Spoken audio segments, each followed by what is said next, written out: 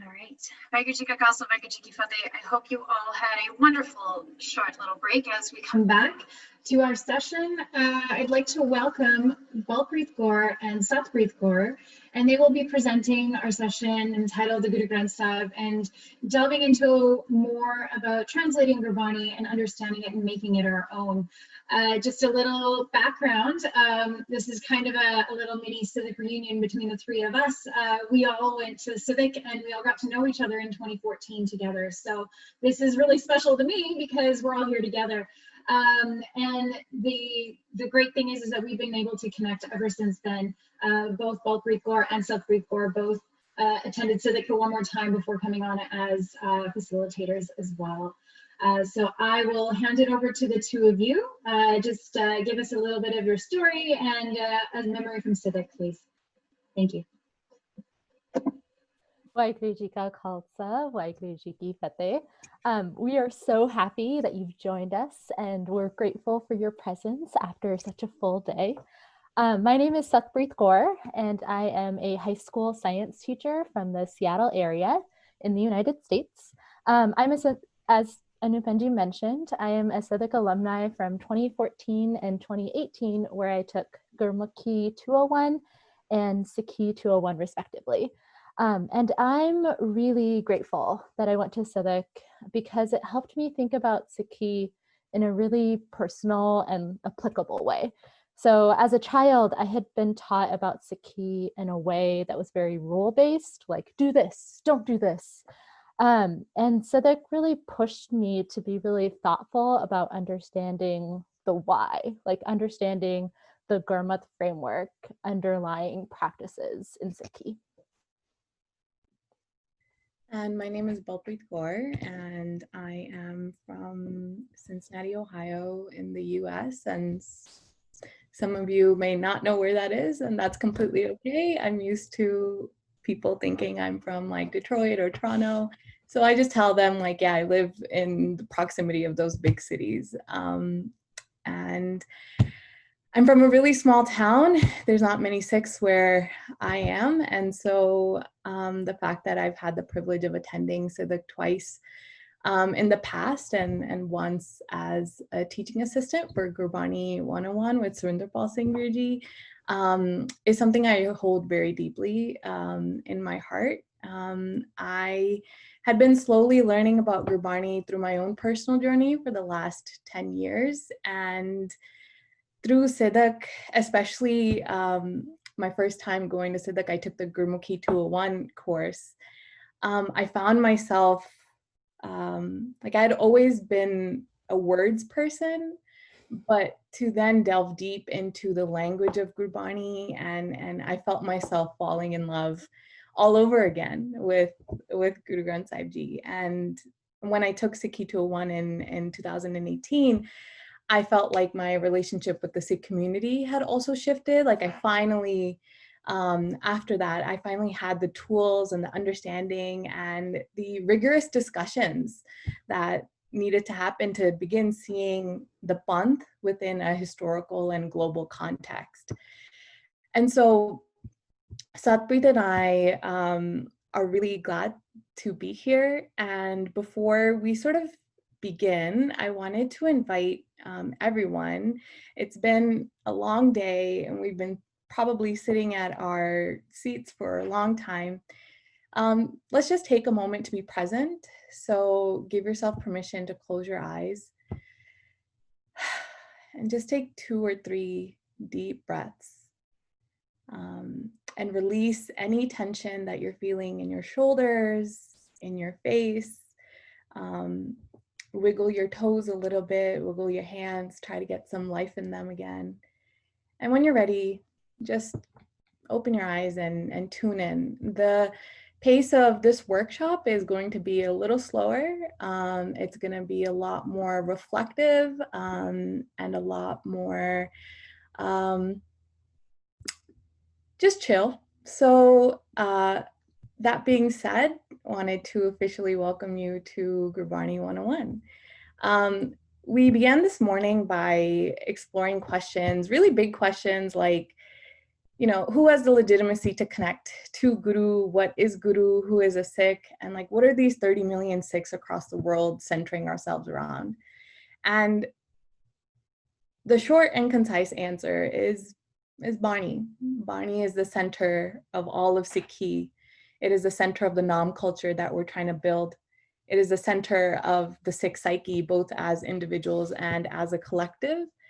And for all Sikhs, Guru Granth Sahib Ji gives us the space and the legitimacy to connect, right? And so this session is going to be exploring how do we connect to Gurbani as a living source of inspiration for each and every one of us, with an emphasis on trying to practice interpreting a Shabad on our own today. And hopefully by the end of this session, you'll walk away having some strategies and an emerging framework on how to connect with Gurbani through interpretation by yourself. All right. So this relationship with the Guru is personal and dynamic and takes time to develop. So to start this conversation, we thought we would start by sharing what Guru Granth Sahib means to us personally. So for me, in this moment, I relate to Guru Granth Sahib because it helps give me a framework and a set of principles and values for making decisions in my life. For example, the ideas of oneness of all creation, equality, social justice, critiquing systems of oppression. Those are incredibly powerful and are a source of inspiration and guidance. And I also think that it's really cool that I can learn about these ideas directly from our Guru, and that we have a direct record of the Bani that our Gurus revealed. Like, that's really, really cool. And when I think about this question of what does Guru Granth Sahib Ji mean to me, I really see it as a source of beauty with a capital B, and hope. There isn't really another thing in this world that enables me to feel grounded, light, motivated as Guru Sahib. And it also, there isn't any other thing that helps me confront myself and have these like tough conversations about my own ego, my own deficiencies, but then also my strengths. And so while I struggle to apply the teachings in my daily life all of the time, Guru Granth Sahib Ji has truly remained like my true north in the most pivotal moments of my life. So now we'd like to invite you to reflect with us. So what does Guru Granth Sahib mean to you? So this is question number 1 in your Gurbani 101 workbook. You received this workbook in an email from Balpreet Kaur on Thursday. We've also included a link to the workbook in the chat as well. So please feel free to put your answer in that workbook for question 1. All responses are valid. And we want to give you 30 seconds to reflect by ourselves in our workbook. And then you will see a link to a Padlet in the chat. So we would like for you to type or to copy and paste your response onto the Padlet as well, so that we can reflect alongside with you. And as the responses come in, you'll be able to see them on the screen, just like right now. Awesome. And so just as everyone is reflecting, I wanted to make a note of why we're asking you to have this workbook. There's power in documenting where you are in the current moment. I know I keep notebooks and notebooks of my thoughts, my interpretations of Bani, where I am with my relationship with Guru. So this workbook is kind of like your testimony of this moment. So we're going to be asking you to use the workbook so that you can document your thoughts and feelings, but then using Padlet to share your thoughts out for the Sangat so we can learn together. And so you can see all of the, let's see what's coming in for this question. What does Guru Sahib mean to you? Answers and clarity to life. Reference guide in poetic verse, There's a lot of wisdom, mentor, guide, pure love, pure courage, my advisor, my best friend, a guide to discover the true and merciful divinity within myself. That's beautiful. The epistle of love to the Almighty. Wow. These such words. These are such inspired words from everyone. I love it. And so what I'm noticing is there's such a diversity in connection, right? Some folks are looking at Guru Granth Sahib Ji for guidance. Some are looking at Guru Sahib as a trusted friend and a guide. But it all whittles down to this one understanding that Guru Granth Sahib Ji is a source of something for each and every one of us, right? Whether that's love, whether that's courage, whether that's guidance, whether that's truth or knowledge, we get something from Guru Granth Sahib. That's awesome. All right, thank you for reflecting with us. And so from these responses, it's pretty clear that we all have a diverse array of relationships with Guru Granth Sahib Ji. Guru Granth Sahib Ji is the core to this path of Sikhi. It is a sixth lens to the world, and we're here trying to build conviction and clarity towards that, like we talked about in the morning, this idea of Sidak. But what's the paradigm of Guru Granth Sahib Ji in Sikhi, right? And one way to begin understanding that, I really like to look at the way things are named, the words that we use to describe certain things. And so we'll do that with Guru Granth Sahib, right? How do we refer to this source of inspiration and teaching and guidance and truth for each and every one of us? And so today, a whole entire day, we've been reflecting on this word Guru. Guru means darkness, light, and I won't go much deeply into this because we've had a great session by Devish and getting around all of that.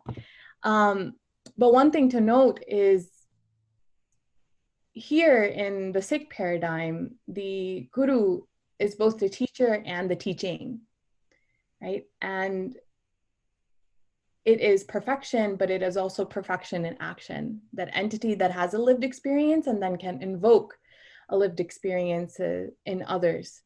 And so Guru Nanak's Guru was that wisdom. Shabad Guru Surtatun Chela. We all have heard this line. And this is reflected, this idea of a guru that we're receiving something from, but we're also engaging in the guru-ness of it all, is reflected in the way that we receive hukam from Guru Sahib. Today we started our day with Aukhi Kadi na Dekhande Apna Bird Samale, right? We're going to Guru as a source of insight, but we're engaging by the mere act of listening, reciting, approaching Guru on our own. We're engaging in the insights of Bani directly, right? And putting them into our own personal context. Then we have the word Granth. Granth is a Sanskrit word for anthology or an important text. And there's many Granths in the world, not just the Guru Granth. There's volumes and volumes and volumes of texts that are dedicated to religion, to politics, to science. And so this idea that learning and wisdom is codified through language so that it's shared, so that it can be duplicated and studied again and again and again is a human tradition, right? And Sikhs have studied the Granth in many ways, be it in pothis and streaks that exist. We have Sikh scholars. There are people studying the Granth through poetry and music, through a comparative lens, right? But then you have this word Sahib. Sahib translates into master or sovereign. Someone who has absolute freedom and the power over a dominion. A Sahib is someone who sets a precedence. And elevating something to the level of Sahib means you're committing your political and social allegiance to that entity. This is where your loyalty lies, right? And so when we look at something like the Gurdwara, right? We go to the Gurdwara and we call it a spiritual center of learning. But then we have things like the chandoa, the canopy around Guru Sahib. We have the chaur, the fly whisk, right? That we use. We have the ways that we conduct ourselves in our darbar, in our divan. We all sit on the floor. We are facing the Guru, literally and figuratively. We're matha taking, right? There's a sequence of things that are happening. And all of these practices, these artifacts are artifacts of sovereignty.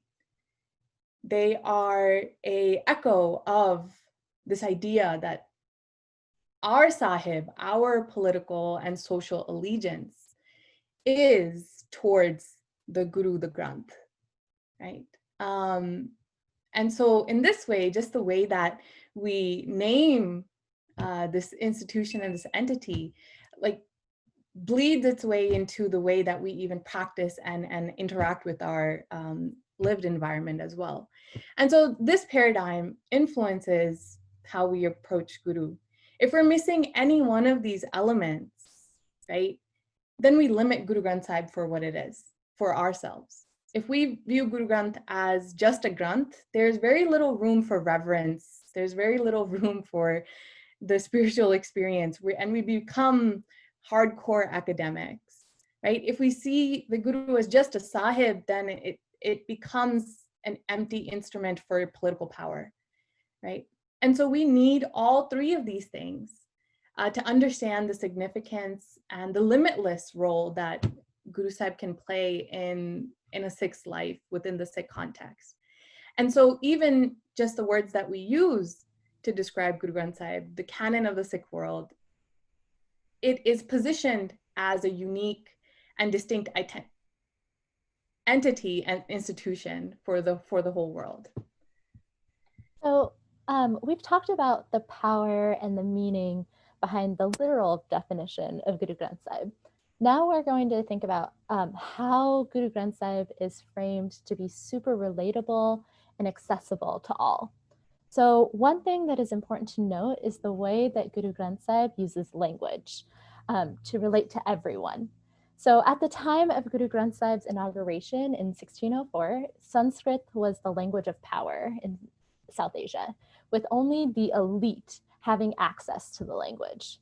This is important to note because most systems of power, including religious text, were in Sanskrit, which means that only a select few had access. So when I was younger, I thought that all of Guru Granth Sahib was in Punjabi, but I recently learned that Punjabi is actually not the most common language in Guru Granth Sahib. There are a multitude of languages in Guru Granth Sahib, and there were a multitude of languages that were spoken at the time. There are at least 8 major languages in Guru Granth Sahib, including, but not limited to, what's listed on your screen. There may even be more based on how you classify languages, just because language and languages are constantly evolving. So the inclusion of so many languages and so many dialects is important because it challenges the power structure of the elite and breaks down the superiority of one language over another. So doing this ensures that all people have access to spirituality, and it sends a really strong message of all people being capable and being worthy of building a connection with the divine. Something else that is really cool about Guru Granth Sahib is that the role of music is embedded in the revelation of Gurbani. This speaks to the idea that Gurbani is meant to be experienced. Music enhances certain moods and emotions, and using it in Bani accentuates the message of Ikonkar. Even more, Guru Sahib used poetic folk traditions. So, want to understand the longing that a person feels for the divine? why not use Barama as a medium? So that's a genre of poetry recited by many communities to keep track of the seasons and major events. And this is the paradigm of the Guru, like making wisdom accessible and relatable so that the everyday person can be transformed in their mind, body, and action. And so one of the things that I find incredible in Guru Granth Sahib Ji is that it's relatable because it explores and acknowledges the very relationships that make us, the things that make us human, whether that's a romantic, intimate love between partners, a platonic companionship between friends, you know, a relationship between a mentor, mentee, parent, and a child. The wisdom of Shabad is understood and accentuated through these paradigms that we understand as humans, right? And, you know, I think about like my favorite Shabad, which is Manaram Nama Bediyale, and it talks about these common instances of a child flying a kite, right? Or a young lady walking with a matka on her head, right? Carrying water. Talks about a cow waiting for her calf to come back home. And so all of these like small human things that we see in our day-to-day life, Guru Sahib and Guru Bani did not reject those. Instead, they were embraced and acknowledged and enhanced with the wisdom of Shabad. Guru Sahib finds beauty in these like mundane things, right? And that is, for me, one of the key elements of what makes Guru Granth Sahib Ji so relatable. Right? Guru Sahib did not shy away from embracing the human. Instead, it's a key part of Bani, right? And ultimately, and we've talked about this today, but it's worth reiterating, is that Guru Granth Sahib Ji is timeless and eternal. Guru Bani is timeless. The wisdom is timeless. And that is because the Sikh paradigm of connection, what we've been talking about and reflecting about all day, is founded from the insights that flow from Ik Oankar, right? This oneness and one force. And so this wisdom has been passed down, right, from guru to guru as a written tradition, from sangat to sangat, from the homeland to the diaspora, right, from era to era. And it exists today as two forms. It exists as the Guru Granth, the word and the wisdom, and the Guru Panth, the collective confederacy of Sikhs who are embodying the wisdom through their body, through their actions, through their frameworks.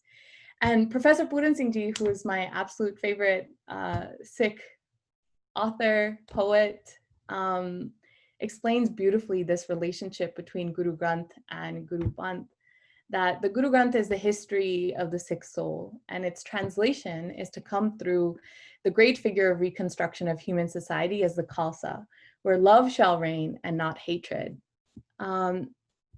And this quote talks about the inexplicable link between Gurbani and the Sikh, both individually and collectively, right? The translation we're going to be talking about today in part 2 of this workshop is literal, right?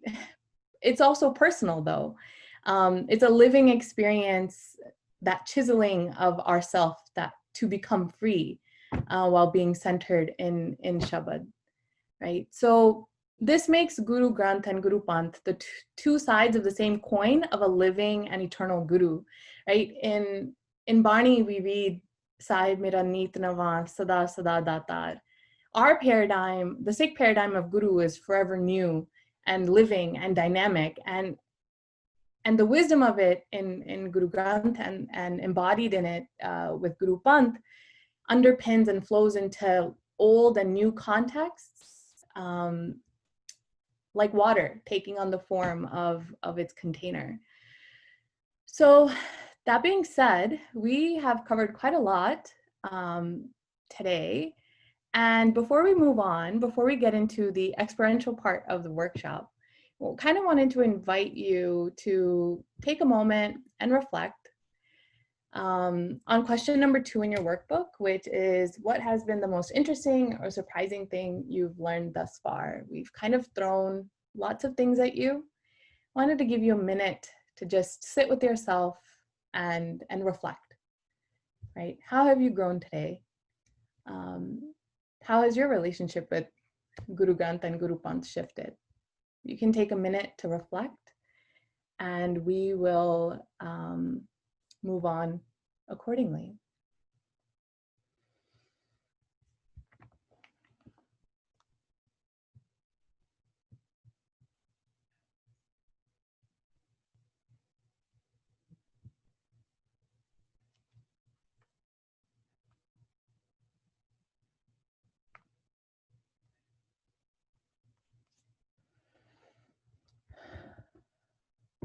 All right. So I hope you had a moment to breathe and reflect. We are now going to move on to the next section, which is the Guru and me.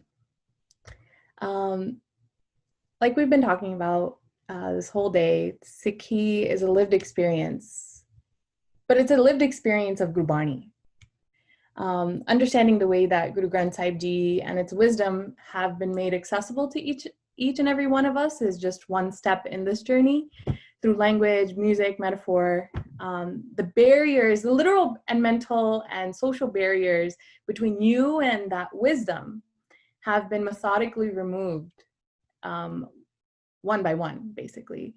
And ultimately, this journey as Sikhs is towards Bani is individual, it's personal, because the experience of the divine is intimate to each and every one of us. And we see that in our reflection questions. So one single way we can delve into a relationship with Bani is engaging with Gurbani directly and interpret Shabad on your own. This is a skill that I believe is essential and critical to a Sikh's development. To read Bani, to have an understanding of the words and the language, and then to create meaning from that. And this process of engaging with the language, the wisdom of Bani, again and again, is cyclical. The more we engage in a real and authentic relationship with Bani, the more Gurbani engages with us and transforms us from within. One of my, when I was first starting out in my journey as a Sikh, the first piece of Bani I had ever interpreted was the 38th body of Japji Sahib, which is Jat Pahara Tirat Sunyar Eran Mat Ved Hatyar, and it ends and so it takes on this metaphor of a blacksmith in a metalworking workshop, and this blacksmith is working on raw iron or a metal. They're using hammers, they're using bellows, they're using a huge flame, and they're making the iron malleable. And the more the iron becomes malleable, the more the hammer can do what it needs to do. It shapes the iron into what it needs to become. And ultimately, at the end of the Shabad, Guru Sahib says, "Kadiya Shabad Sachi Taksal," that in this process of blacksmithing, we're generating a final product of Shabad. And for me, that has always stuck, because we've talked about how Bani chisels us from within, and here is Guru Sahib literally using that metaphor of chiseling away at raw iron until it becomes something useful. And engaging in Bani directly is that process. We are putting ourselves into the fire of patience. We're putting ourselves into this this workshop of the divine, of wisdom, and emerging out of it different and changed. So today we're going to offer an opportunity to practice interpreting Shabad on your own and building space to engage with Guru Granth Sahib Ji directly. This is scary for some people, you know, which is fine. This is exciting for some. Some have already been interpreting for a long time. And we just ask, wherever you are in your journey, just trust yourself and trust the experience that Guru has to offer. And so a lot of this will be simply you doing the work. You will hear very little from us about what exactly this process looks like, but we want to just build in space for you to figure out what that looks like for you. So Satprit, do you want to? So when we're starting out, I think that sometimes it's important to realize that a lot of us have skills from school that we can use to help us understand Gurbani. I didn't realize until I was a lot older that I could use reading strategies that I had learned from my language arts classes to help me comprehend and develop a relationship with Gurbani. So during today's workshop, we're going to ask for you to try using one of these 4 reading strategies. So you can choose to summarize the Shabad, like what's the main idea, make a connection within the Shabad. So how does one part of the Shabad relate to another part of the Shabad? Make a connection to your life. So how does it relate to you? And or visualizing the Shabad. So what I mean by that is if you had to draw the ideas in this Shabad, how could you represent it visually? And I bring this up just because it can be helpful to use the skills that you already have to help you understand and build a relationship with Gurbani. So at this time, we'd like to give you some time to personally interact with Gurbani. So on page 2 of the workbook, you will see the Shabad for today's workshop. We've chosen a short but very well-known Shabad that comes from our 5th Guru, Guru Arjan Dev Ji. And funnily enough, it has a very similar theme to this morning's Hukamnama. So the Shabad for today that we'll ask you to interact with is Gur Mera Sang Sada Hai Nale Simar Simar Tisa Sada Samale. We'd like for you to try to translate the Shabad and make meaning for yourself. Underneath each stanza, we've given you space to write your own personal interpretation. To help you with this, we've provided a vocab list on the side of each stanza. Because this is an exercise in developing a personal relationship with the Guru, we're going to ask that you try to only use the resources provided instead of looking up translations. There's usually a lot of power in understanding Bani and making meaning for yourself.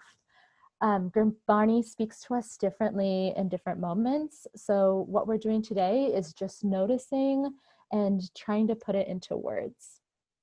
So we are going to give you around 7 minutes to translate a couple lines of the Shabad. We recognize that this is not enough time to translate the entire Shabad. So we're going to ask that you start with the Rahal line. So the line that is Gur Mera Sang Sada Hai Nale Simar Simar Tisa Sada Samale. If you finish early, you can then start translating the first 2 lines and the rest of the Shabad. However, for our time today, we would really like for you to focus on the Rahal line. And while you are working, a Kirtan track of the Shabad will be playing so that you can truly experience it. So, to summarize, please translate the Rahal line of the Shabad on page 2. You can use the vocab list on the side to help you. Please let us know if you have any questions by messaging us in the chat. If you find it difficult to focus with the Kirtan playing, please feel free to mute us so that you have a quiet space to focus. But if you do this, please keep an eye on the clock and try to join us back in 7 minutes. Thank you.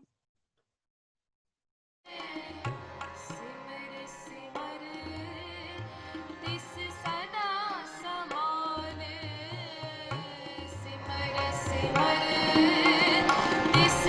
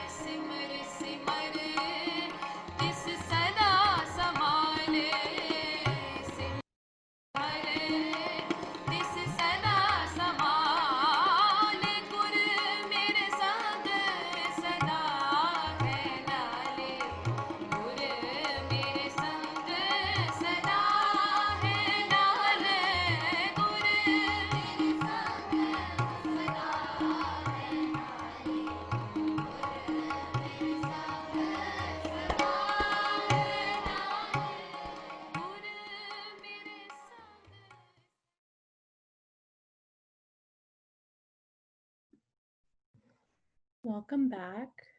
That is the end of 7 minutes. We recognize that this is definitely not enough time, but sometimes it is for some. Sometimes we can connect to Barney almost instantaneously. So as we're coming back, I just wanted to make a note that some of you had asked for the Kirtan. Oops, sorry, I forgot to start my video. Some of you had asked for the Kirtan link to the track, and it's in the chat, so you can bookmark it and use and come back to it later on if you would like. But Vadanya, congratulations, you did it. You have hopefully interpreted Barney for yourself. That is how easy, and that is all that it takes, you and Barney. And that's it. We can end the session here. I'm kidding. We actually have more to talk about. And so as you're reflecting on this experience,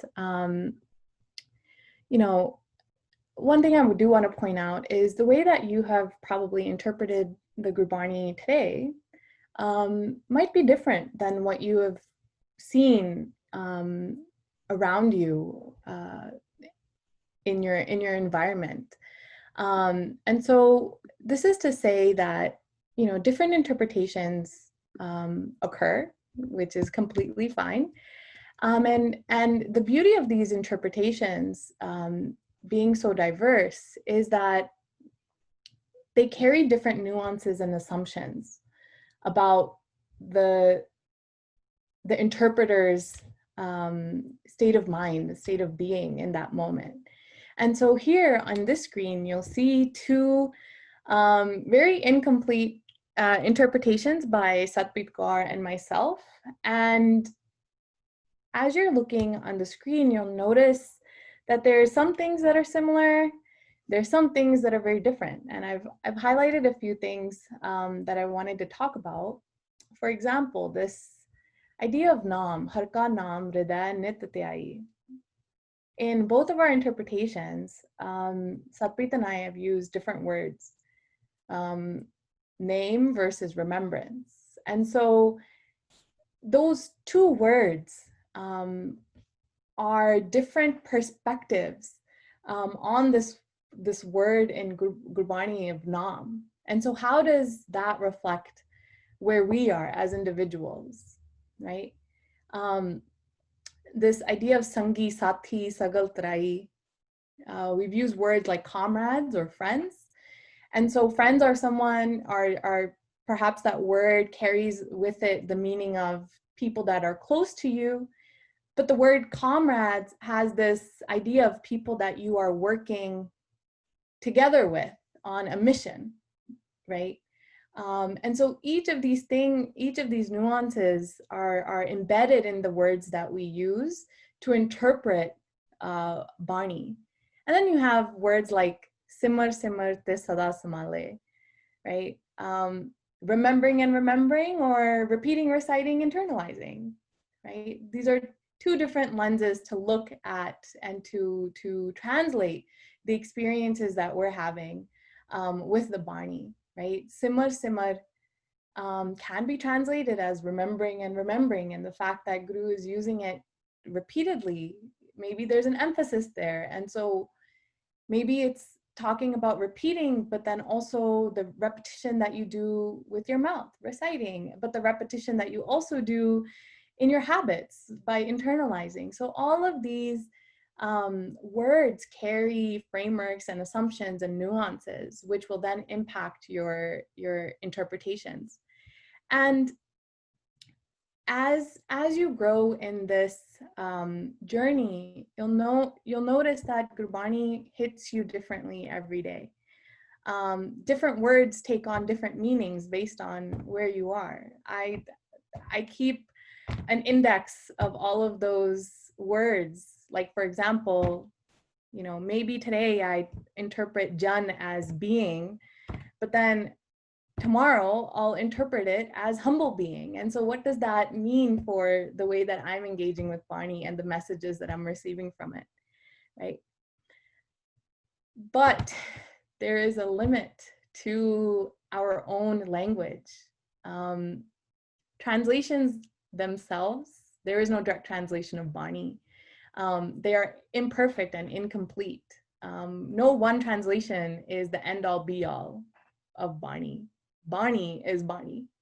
And so, yes, building your vocabulary and understanding the grammar and the language of Gurbani and Gurmukhi is important. And at the same time, it's important to understand that our languages are imperfect. There is no good way to translate anything into English. There's always going to be something that we miss. And so there's this, Bani compels us to have both a balance of the technical, right, which is learning Gurmukhi, learning the grammar, learning the languages. You know, we have 8 language groups or more to delve into, right? And then we have the actual experience of interpreting Bani for ourselves, and balancing those two things is a lifelong journey. And as we embark on this journey, we find more and more nuances within Guru Granth Sahib Ji. And so, you know, if we're picking up on the way that Guru Granth Sahib Ji uses Persian, or the way that Guru Granth Sahib Ji uses Punjabi, you know, those voices and those nuances come alive to us, and Bani takes on a more dynamic framework for us. And so as we transition into like going into having translated and interpreted the Bani for ourselves, and how do we then move on to building meaning? So Satprit, do you want to take it from here? So at this time, we'd like to transition you to question number 3, that is on page 3 of your workbook. We'd like for you to take 2 minutes to choose one of the 4 strategies listed to help you make sense of what you've translated. So you can choose any one of the 4 strategies listed. And if you like, we've also included some sentence stems to help you get started. And after a minute, we'll ask for you to share your reflection on a Padlet. But first, we want to give you a minute to do some individual reflection. And when you're ready, you can start copying and pasting into Padlet.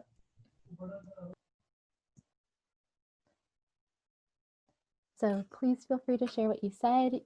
For example, you could say, I thought the big idea was, or if I had to draw the ideas in the shabad, I would draw. And we're asking you to share just so we can learn from each other and see what we were all thinking. And I see that some of the responses are coming in. Thank you. Wow. Remember that the Guru is always in my company. I'm always in theirs. That brings out the idea that Guru is our Sangat, right? And then we have another one that says the divine is always beside me, right? That the divine is near. That's a different nuance and texture to this relationship. Everything that happens is a sign of the divine. Always remember the divine. For the Hari is our friend. Amazing. Yeah, Tera kiya meetha laga. Like that's a wonderful interpretation of that line. With the focus on hukam. Okay, I hold them in my heart. Okay. Belief, empowerment, and harmony. Amazing. Someone feels really empowered. That's wonderful. Do Simran with Sangat. Yeah, Simar, the Sada Samale. So Awesome. Just remembering and pondering the Guru's word, we lead ourselves and our companions in life in the exact way of righteousness explained by Guru. Wonderful. So you're interpreting the second line. What does it take to Sangi Sati Sagal Parai? Right? Wonderful. Awesome. I thought the big idea related to how, all of them are like jumping around, can never be too far from the Guru's embrace and Guru's love. Right? So Guru Mera Sang Sada Hai Nale, some of us have interpreted it as the Guru's embrace, the Guru's love, right? And some of us have interpreted as the permanence of Guru's presence in our hearts. And so all of these like interpretations are different textures and different nuances of what we're getting from this Shabad. And this is a great example of truly how ever encompassing Guru Sahib can be. So we wanted to thank you all for sharing your thoughts on the Shabad. They're really meaningful to like see how people are relating to it. So at this time, we'd like for you to take a minute to reflect on the session overall. So we started the session with thinking about what Guru Granth Sahib is and what Guru Sahib means to us. Then we talked about how Guru Granth Sahib is so revolutionary. And then we spent some time reflecting on a Shabad and trying to cultivate a personal relationship with the Guru. So as a final reflection, we'd like for you to answer question number 4 in your workbook. So please choose, there are 2 questions, please choose the question that you feel most comfortable with or most intrigued by. So you can choose to answer what emotions, thoughts, or feelings came up for you while interpreting the Shabad, like during that process, or what is one takeaway from this workshop? So we'd like for you to reflect in your workbook, and then we will put a Padlet link in the chat as well.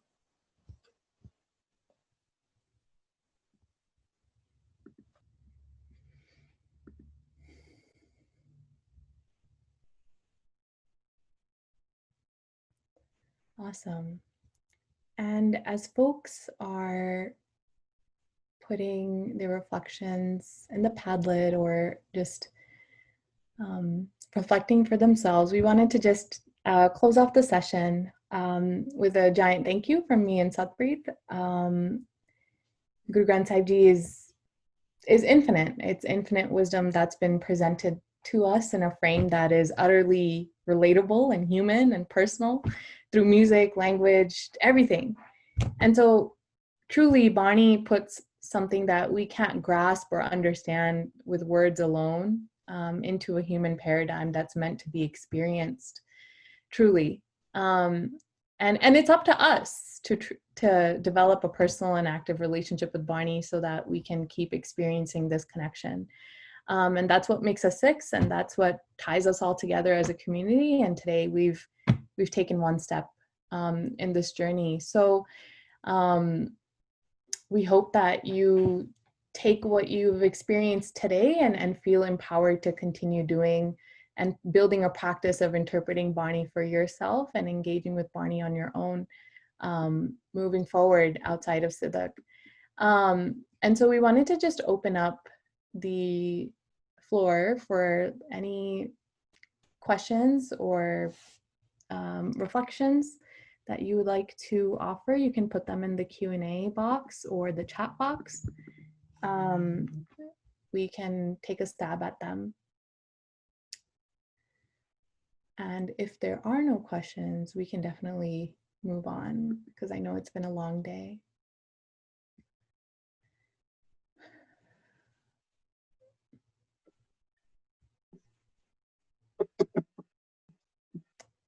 Awesome. The question is, does Sikri have any more workbooks to help on interpreting Bani? Yes. Surinder Pal Virji, Harvinder Singh Virji, and a lot of Sikh academics have worked on a workbook called, I have it with me right now, it's always on my desk. It's called Guru Granth Sahib, its language and grammar, which is meant to